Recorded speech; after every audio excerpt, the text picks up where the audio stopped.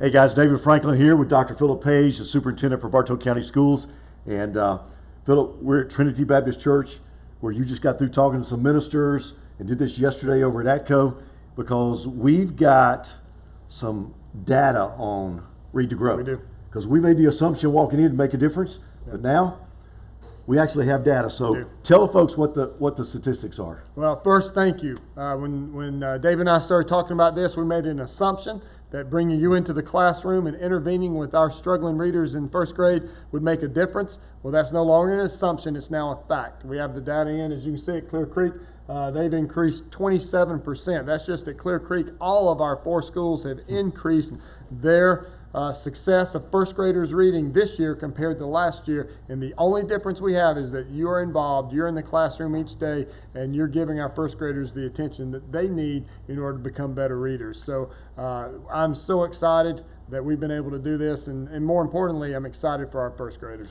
And listen, so we've seen progress in every single one of them. So listen, what you do, give yourself a high five. If I was sitting in front of your class, in front of you right now, I'd give you a high five. But listen, you've been making a difference, and we actually have the data for it. Yep. But Philip, you challenged the pastors with this kind of difference, that we're going to have to expand a little bit and go to a few more elementary schools, right? That is. Because of the data, because of the success, as superintendent, I cannot go to sleep at night knowing that we're not going to be doing this in every school next year. So because of the success and because our kids need you and need the volunteers, every first grade classroom next year in all 12 of our elementary schools, we need a Read to Grow volunteer in there. We need a Read to Grow volunteer.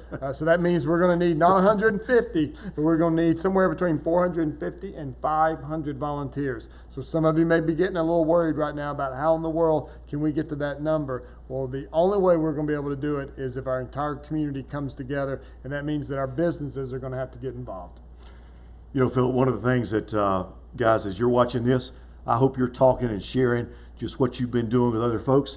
And you're going to be challenging business. As a matter of fact, we've already had a couple coming on board. Georgia Power just came to some training, and they're going to let people go on work time. On work time. So this is what we need. First grade classroom. So we need you talking to those businesses that you go to, and we need you to talk to the owner. We need you to talk to the decision maker, because next year, as part of their 40-hour work week, we need that business to say, I'm going to pay you for an hour and a half in a first grade classroom every week. And what that's going to do is it's going to make our community a place that anyone would want to bring their kids.